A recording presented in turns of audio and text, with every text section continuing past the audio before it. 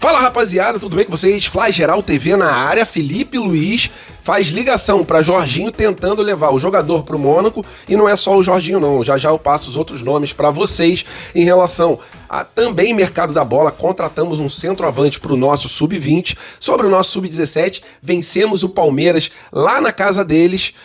Em relação ao estádio do Flamengo no gasômetro, o BAP atualizou a situação, e sobre o Maracanã, existe uma possibilidade da gente perder o estádio por mais de um mês no ano que vem, porque a FIFA quer o estádio bem antes para a realização da Copa do Mundo Feminina. Essas e outras vocês encontram agora na sua Fly Geral TV. Somente se vocês quiserem, deixe o seu like e vamos logo para a notícia, que é o que interessa. Isso aqui é Flamengo! E rapaziada, agora falando sobre o mercado da bola, parece que o Felipe Luiz quer levar uma boa parte dos jogadores do Flamengo para o Mônaco. Técnico que acertou com o time europeu, fez até ligação pro Jorginho. Então vamos lá. Ele pretende contratar o Carrascal, o Jorginho e um outro jogador que foi mantido em sigilo. Surgiram aí notícias sobre o Léo Pereira poder ir pro Mônaco, mas a princípio essa notícia não passa de apenas uma especulação, porque o Léo Pereira ele não foi procurado pelo Mônaco, né? Um jogador é mantido em sigilo e o outro é o Jorginho, né? Carrascal e Jorginho. O Carrascal foi reprovado pelo scout lá do Mônaco e o Jorginho recebeu uma ligação do Felipe Luiz. Vamos ver, porque a janela só abre no dia 20 de julho e ficará aberta até o mês de agosto. E a gente não pode perder jogadores que são fundamentais em suas posições aqui no Flamengo, e o Flamengo não teria como repor a altura, né? Principalmente como é o caso do Jorginho. Mas, a princípio, o Jorginho permanecerá no Flamengo, apesar da ligação do Felipe Luiz para ele, né? É normal que o ex-técnico do Flamengo procure jogadores que ele já tem. Já tenha tido um convívio, já tenha comandado, né? E o último clube dele é o Rubro Negro, então a gente tem que ficar de olho. A função principal da diretoria é nem abrir conversas, nem pelo Jorginho, nem por outros jogadores. O Carrascal, eu sinceramente não ligo se ele deixar o Flamengo diante de tantos problemas que ele vem causando. Mas a gente sabe que o jogador tem muito potencial. Então, vamos ficar de olho, porque quando a janela abrir, né, um time cheio de jogadores a nível de seleção, como é o time do Flamengo, com certeza existe ali uma procura de europeus para os nossos jogadores. Mas no caso do Léo Pereira, né, essa especulação, o Mônaco pretende colocar jogadores jovens na zaga e não jogadores com 30 anos, como é o caso do Léo Pereira. Mas vamos ficar de olho, porque a gente sabe como funciona quando abre a janela, e principalmente essa janela do meio do ano, que é início de temporada lá na Europa. E sobre o João Vitor, zagueiro do Flamengo, a gente recusou uma proposta do Grupo City, segundo coluna do Fla, uma proposta de mais ou menos 10 milhões de euros. O Grupo City queria o nosso jogador, mas o Flamengo, com essa recusa, ou chegará a uma proposta maior, ou o jogador permanecerá com o técnico Leonardo Jardim, e às vezes jogando também na base rubro-negra. É isso sobre o mercado da bola. Tentei passar o resumo mais sucinto para os senhores, e que o Felipe Luiz mire outros clubes aqui no Brasil e não o Flamengo, né? Vai pro Cruzeiro, vai pro Palmeiras procurar jogador, deixa o nosso Mengão em paz, que a gente vai lutar por tudo, né, nesse final de temporada, Libertadores, Brasileiro, e vamos pra cima deles. Se vocês quiserem deixar a opinião de vocês, coloca aqui embaixo. Negociariam o Carrascal, o Jorginho? A opinião de vocês é sempre muito bem-vinda.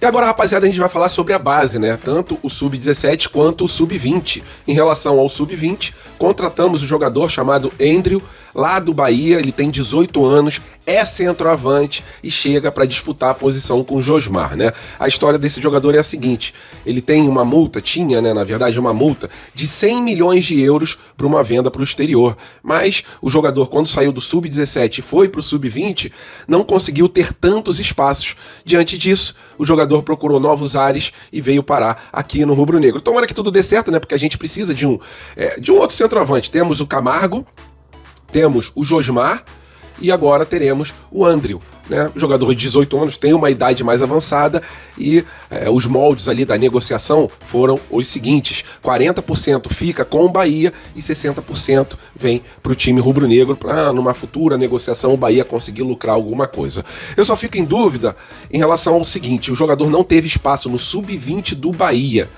Tomara que ele consiga dar a volta por cima, né, e se destacar mais do que foi no seu último time, ok? Então é isso, centroavante chegando para disputar a posição com o Josmar. Em relação ao nosso Sub-17, vencemos o Palmeiras fora de casa, né? O Palmeiras era o primeiro colocado e o Flamengo, se eu não me engano, era o 18º ou 17º naquela situação, naquele atual momento. E aí, bem no comecinho do jogo, o zagueiro do Palmeiras tocou pro goleiro, o goleiro achando que já tinha dominado a bola, né, olhando pra frente, não olhando pra bola, a bola acabou passando debaixo das pernas do arqueiro do Palmeiras e ele acabou engolindo de verdade um frangaço, né? Flamengo 1-0, o Flamengo não tem nada a ver com isso, estava pressionando bastante já desde o começo do jogo, e aí conseguimos o segundo gol com o Daniel Thuram, e o Daniel Thuram foi um dos destaques do time do Flamengo. Se a gente conseguiu segurar o placar de 2-1 até o final do jogo, foi muito por causa desse zagueiro que foi bem, já se destacou na intertemporada do Flamengo, zagueiro novo, ainda joga no Sub-17,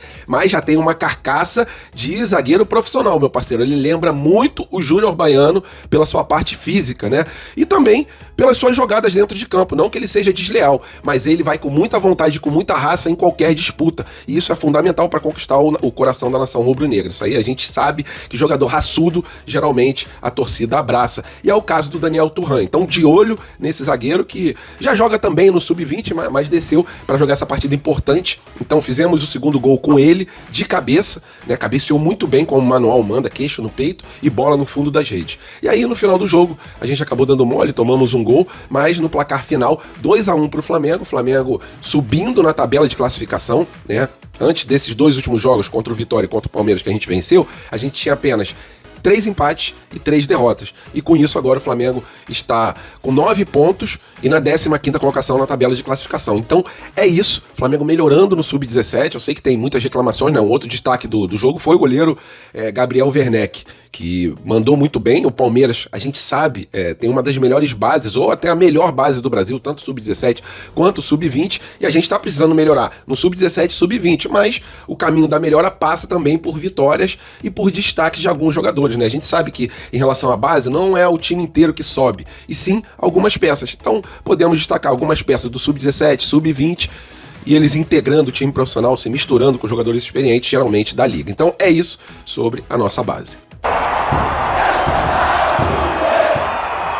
E rapaziada, corremos o risco de ficarmos muito tempo sem o estádio do Maracanã no ano que vem. Isso porque acontecerá aqui no Brasil a Copa do Mundo Feminina, né? E durante a Copa do Mundo Feminina, o Brasileirão estará paralisado. Só que a FIFA quer o estádio bem antes e quer entregar bem depois, né? E isso complica a vida tanto do Flamengo quanto do Fluminense. E segundo a FIFA, o governo do estado é responsável ali por conversar com o consórcio e conseguir esse tempo maior para preservar o gramado e para poder fazer as obras também no estádio, né? Obras essas que a FIFA está cobrando e que o Flamengo e o Fluminense dizem que não são responsáveis, né? A princípio, quem é responsável, quem será responsável por essas obras serão a prefeitura e também o governo do estado do Rio de Janeiro. Mas é complicado essa situação, né? A gente tem ali o Maracanã como a nossa casa e a FIFA querendo o estádio praticamente um mês antes complica a nossa vida, porque a gente estará em fases ali agudas, tanto da Libertadores quanto do Campeonato Brasileiro. Na parte da Libertadores a gente estará na fase de grupos decidindo a nossa vida,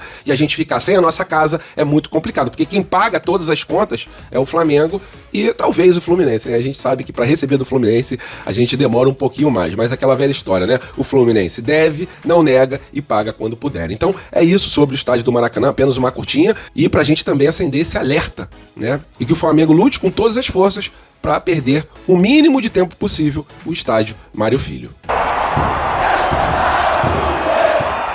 E falando sobre o nosso estádio, no gasômetro, o BAP foi bem enfático em dizer que não tem pressa em relação à construção, até porque, segundo ele, na entrevista lá no BarbaCast, esse terreno tem um problema muito grande. Seriam pelo menos 2 anos de descontaminação, né, depois da empresa de gás sair de lá. Isso porque aquele terreno ali, notório que ele está contaminado, né, ali por baixo passam vários encanamentos de gás que ainda estão ativos e prestam um serviço para mais de 400 mil cariocas. Então, segundo o BAP, esse é o maior entrave para começarem as obras e também a parte financeira, né? Ele falou que para 2029 o estádio não irá sair, que a princípio será para 2036, né? Assim que sair a empresa de gás, e isso é uma responsabilidade, segundo o BAP, da prefeitura, aí sim que o Flamengo poderia começar a dar as tratativas ali naquele terreno. Mas antes da empresa sair, não temos condições de tocar as obras, né? E é lógico, rapaziada, todo mundo sabe que o BAP não é esse fã em relação à construção do estádio, que está previsto ali para um orçamento de mais ou menos 3 bilhões de reais, e segundo o presidente, isso traria danos ao time profissional do Flamengo em relação ao poder financeiro do Flamengo, do rubro-negro, até porque o Flamengo não fechou nenhuma parceria para a construção do estádio e não somos SAF, né? Se a gente fosse uma SAF, alguma coisa assim, aí poderia ter um mecenas pagando tudo, mas não é o nosso caso. Então, em relação ao estádio, a princípio, ele só sairá em 2036 e também com uma outra diretoria.